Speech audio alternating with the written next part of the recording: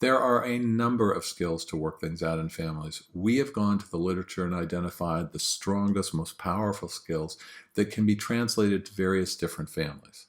What's nice about these skills is that these are a set of principles.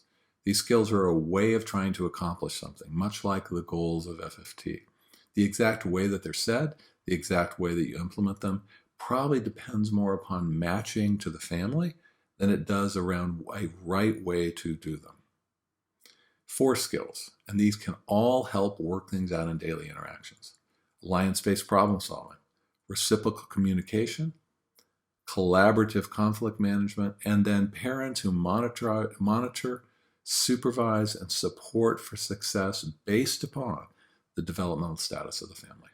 In the room, behavior change is just as dynamic as the engagement and motivation phase. It again is not a curriculum in which you teach. It's an active, dynamic discussion in which you put new ideas in and ask through coaching, teaching, structuring. You ask family members to actually do something different.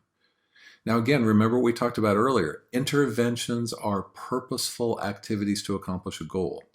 The end point here is not the intervention. The end point here is whether or not the family can use the skill within the sequence and keep that up. Here's how it actually works in the room. First step, identify the skill. Now, in a minute, we're going to talk about a priority of skills in terms of how you might normally approach which skill to do first. But the first step becomes, what is it? What is the activity or the skill, and where in the sequence do you think it will go so that it will be relevant and make a difference? Number 2, identify an important issue that's an issue for the family at the current moment, something that they're struggling with or debating. In a prompted discussion about that issue, demonstrate, coach, and practice, interrupt them, and put a new skill and ask each person to do the reciprocal parts of the skill as they do the discussion. Along the way, adjust the language and the words, adjust the pacing so that it fits them better. Identify a skill, identify an issue. Demonstrate, coach, and practice in the discussion, and adjust along the way. Now, here is the real trick. It is unlikely that you will do all the skills. It is more likely that you will do 1 or 2 and combine them into one major behavior change plan that you'll use with the family. So what ends up happening is after you go through this cycle, it is not that you do a new skill. It is more that you continue to adjust and adapt the skill over time. All skills are not equal in the sense of what feels relevant to the family. For example, if you have a drug-using adolescent and you come to the family and talk about better communication skills, it's frequently difficult for the caregivers in that family to see directly how communication will change the behavior that worries and scares them so much. As a result, our experience suggests that prioritizing skills around relevance makes it fit the family better, makes the family engage better, and be more motivated in their desire to take part. So think about how this could go. First of all, we would suggest to you that alliance-based problem solving, or let's work it out, becomes the primary skill to focus on. Then the question becomes this. The question becomes, of the other skills, collaborative conflict management, communication, alliance-based parenting, where you're parenting for success and supervising for success, the question is, in this unique setting, with this unique family, what amount of each of those might you need to be able to support alliance-based problem solving? Here's what I mean by that. It's clear that communication is really important in problem solving, but to a different degree for different families in different settings. Let me give you an example. Maybe that in working with a family, and you're trying to work with alliance-based problem solving, a little bit of helping the parents come to an alliance-based position of coaching and teaching, equal amount of communication, and equal amount of conflict management when they get stuck in the cycle. It could very well be that in a different family, there's a different ordering or a different prioritizing and weighting of skills that fits that family better. So for example, the task and the primary objective still may be working things out. But in the second family, it may be that it's much more about helping the parents come to a position of feeling like they can be most helpful if they're coaches and teachers, Communication in this particular family might be far less important, and conflict management might be a bit bigger. In a third family, it may look even different, with communication being the primary feature that impacts the ability to do alliance-based problem solving when the other two are less. Notice, this is about you adjusting along the way. This is not about having a single way in which you do each of the skills. Now, there's a way to prioritize behavior change skills along the way in the discussion with the family, because it can be very difficult to tease out, for example, the difference between negotiating and problem solving. So let us give you a bit of a hint. First of all, when there's ongoing fighting in the sequence, pick problem solving. So start with problem solving and add conflict management and emotional regulation if you need. Add communication after that. So when there's fighting that's involved, you tend to lean towards working something out and a little less, and managing the conflict and a little less communication.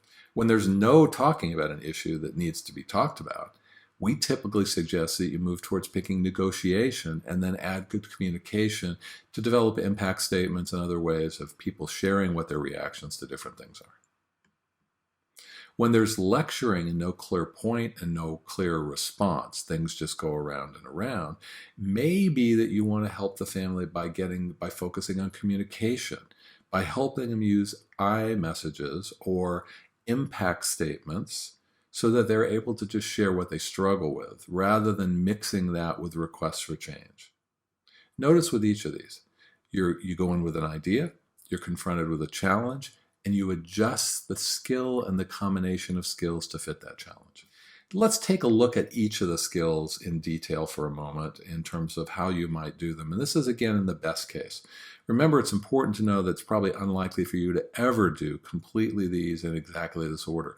It's important that you're dynamic and that you make the principle of this fit. The core skill is alliance-based problem solving, of course. And alliance-based problem solving is a method for adolescents and children, depending on how young, to work things out together. Now, again, for an adolescent, this becomes incredibly important because it fits their developmental level. For a younger child, it becomes important because it involves them in parenting decisions. It also helps to get the parent to pay attention to the needs and the desires of the youth by having them focus on problem solving. There's a couple steps. First of all, clearly, what's the problem? What are we going to talk about here? And identifying the problem is remarkably difficult because, as we talked about with problem definitions, it's not unlikely that people in the family will have different ideas about what the matter is. By identifying the problem and spending time going round and around to make sure it's clear before you move on, what you've done is, again, help get people on the same page. Number two, what do you want to have happen as a result of the discussion about this? What's the outcome you're looking for? Clarifying that outcome does two things. First of all, it gives you a common goal, but secondly, it also additionally helps clarify the problem. Agree on what it takes to do it. What are the steps you're going to have to do to get there? What are the steps I'm going to have to do? How can we hold each other accountable? Do we need, for example, to write it down? Do we need to put it into a contract, or can we have a verbal agreement?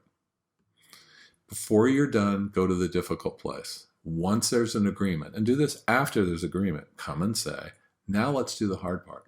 Let's talk about all the things that each of you might do, inadvertently, of course, that may make this go bad. 5. Set a time to come back and see if it worked. And again, what's important is to close the loop here and come full circle and come back to the table and say, did it or didn't it work? Two things can happen then. One thing that happens is you get additional ideas about how to make it work better the next time. The other is you build hope and encouragement and motivation by identifying when something was successful. Better to identify it after they've worked on it and have something to feel successful about. Alliance-based problem solving. It's a two-sided process between people about an issue that's relevant in the moment for the family. The other half of problem solving is negotiating. Negotiating focuses on things that will come up and on making agreements about how one might manage those. That might make an agreement upon when one might do a chore. It might be an agreement on when one might come home, when one might do homework. The agreement could be about a wide variety of things, not just about children, not just about youth, but also about parents. also between parents. So the difference between problem solving and negotiating is negotiating looks to the future to something. Problem solving looks to fix something that occurred by coming up with a new behavior. First issue with negotiating is, first of all, decide if you can compromise. You don't want to create more negativity and blame by trying to compromise about something it can't be. So you have to determine the degree to which they are in their corners and they're in their camps, and the degree to which you can use reframing and family themes to bring them out. Negotiate one thing at a time, and as you negotiate, be very clear about it. One of the things, for example, that will come up will always be, well, we can do that if you will. What's important to do is separate that out as a second issue, not as part of the first. Go back and forth with alternative proposals. This should be dynamic. This should involve ideas from both sides and open responses to those ideas from everybody. So as you go back and forth in the family, it's good to help them with the communication skill of just acknowledging a new idea rather than saying that won't work. Repeat the outcome, identify what can go wrong, and again, just like with problem solving, come back and see if the goal was met. We all know that one of the core things that helps either negotiating or problem solving is communicating. Communicating is a very complicated, multi-layered process. It has to do with giving information, but it's two-sided. It has to do with receiving information. Let's go through the reciprocal steps of communicating. Now, on the side of the giving of information, whether it's asking for something to be different or just giving an impact statement, which is my idea and my feelings about something that occurred, these features help. First, own it. I feel, I know, I think, I want. Owning with source responsibility is really critically important. Be direct. This is the thing that I'm looking for. This is the thing I want to say. Be brief. 4, 5, 6 times of repeating things just doesn't help. Be concrete and specific. What exactly is it that you want? Specifically when, where, how? Exactly what you feel. Be congruent. If this is serious, look serious. If it's not serious, then don't look so serious. Make it fit so that you don't mix the communication with messages that get lost. When you want something to change, use problem solving as a communication tool. When you want to tell someone how you've experienced something that they did or something that else did, be very clear. I just want to let you know how this impacts me. It is called an impact statement. It doesn't require a response, except a listening response. 7 things that make communication very easy. And it isn't that in any communication, any of these is wrong or right. The question is whether any of these features get in the way of the message being clearly understood by the other person. Now, on the other side of the reciprocal part of communication is a response. Similar principles of good communication, but this is the way in which when the communicator communicates, these are responses that help. First of all, active listening, paying attention, responding to some things, showing the other person that indeed you are listening. Being brief in your responses. Don't take away the discussion. Don't take away the podium. Don't take away the microphone. Let them speak, but just be brief in anything you have to say in response. What you should say in response, or what the other person should say, is a conveying of an understanding of what was said. This is not the time to disagree. This is a response to show you understood. Use problem solving and alternatives to disagree. And these go back and forth. And when you have both sides together, someone speaking, paying attention to these 7 issues, and someone responding, paying attention to these 4.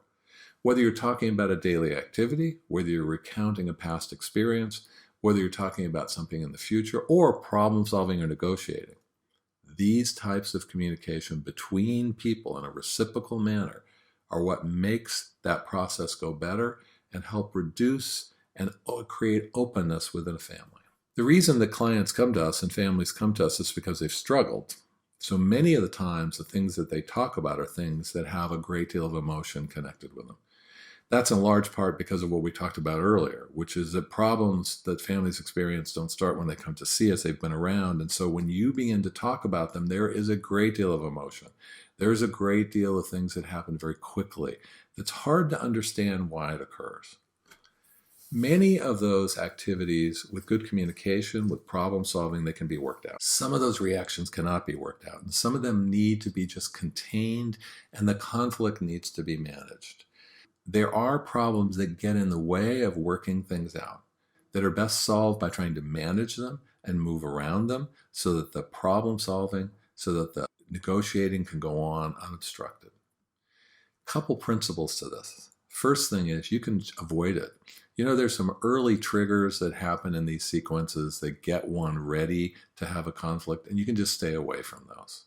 Prevent conflict. Use a transition for timeouts. And what I mean by that is if you look at a way a family has a conflict, and conflicts frequently happen not because of the content, but because of the timing. So for example, it might be right after work when a caretaker's coming home and they're bombarded by their 4 children with different requests.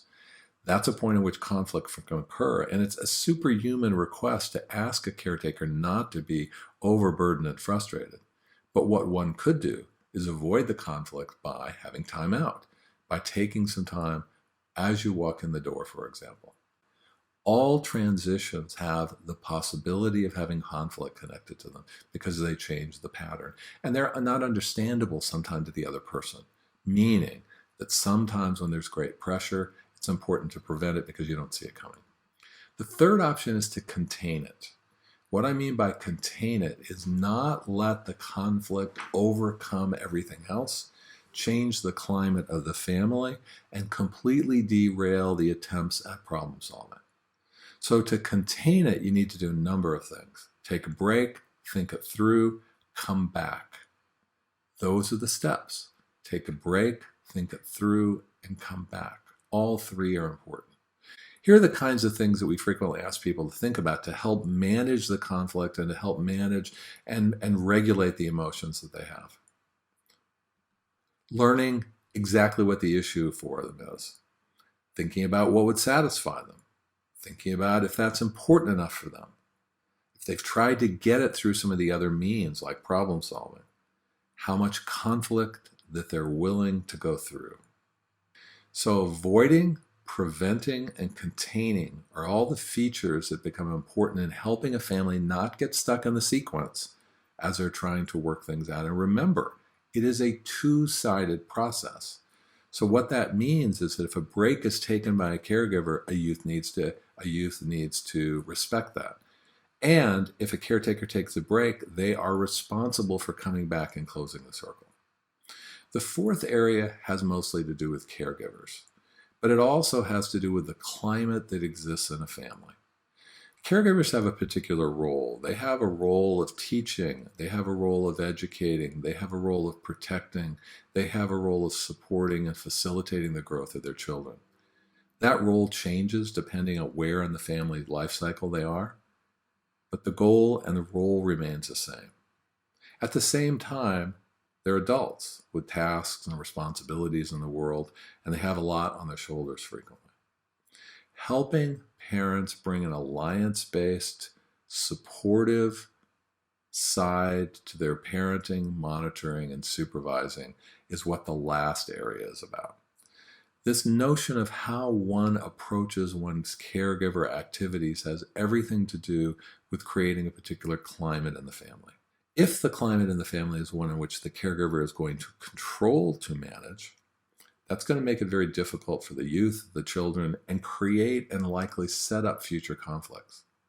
If, on the other hand, the caregiver can have a climate in the family by them taking a role which focuses on monitoring, supervising, and supporting, teaching and coaching and helping, where they see their role as facilitating the positive development of their youth, that changes parenting. That changes the parenting role, and that also changes dramatically the climate in the family. Our way of thinking about this is to suggest to parents that the position for them to embrace is that their role is to monitor, supervise, and teach for success. What that means is young children need different features to succeed. They need to have clear messages about what to do. They need to have consistent reinforcements, consistent constructive criticism. They need to be guided in a collaborative alliance-based way. We've already talked about that with adolescents, they need a voice in problem solving and in negotiation so they feel part of things. In all of those cases, the caregiver needed to change the role that they play based upon the different development of their youth. That means that parenting does not stay static, but the enormously large challenge for a caregiver is for them to change with the developmental cycle of the youth. What we're suggesting here is that their supervision is a supervision that focuses on guiding and teaching, whether it's a child or whether it's a youth. Because the opportunity with a child is to help raise them in a way in which they're an active participant that feels responsibility for the outcomes in the family. That comes through when they're a child, teaching them and supervising and guiding. Parenting works best when it's alliance-based, when the focus of the parent, regardless of the developmental strategy or the developmental status, is working together. Now again, working together with young children is different than working together with adolescents or adults. Each takes a different variation and a different use of the same skills. But at the end of the day, alliance-based parenting is about supporting through guiding and teaching and helping, looking to work together, and looking to build a climate within the family of help, support, teaching, responsibility, and then reciprocal investment and engagement in the family's future. In the behavior change phase, the sessions are going to be structured much like they were in engagement and motivation. They typically will start at twice a week at the beginning, but frequency will be based upon risk, remember. The higher risk families you will see more often. However, in behavior change, you want to begin to titrate the sessions so that the family increasingly does more and more on their own so that they can gain a sense of competency. Typical sessions in behavior change are conducted with all the key members of the family. Sessions take an hour to an hour and a half, but they have a specific purpose that you work out based upon your progress note. And families have 6 to 8 sessions in behavior change, depending, where they focus not on every one of the skills, but the core skills that fit their context. And the phase lasts until they demonstrate they can do the skill. That's why it's important not to bombard them with too many, but do more with less and focus on a set of skills that's most relevant to them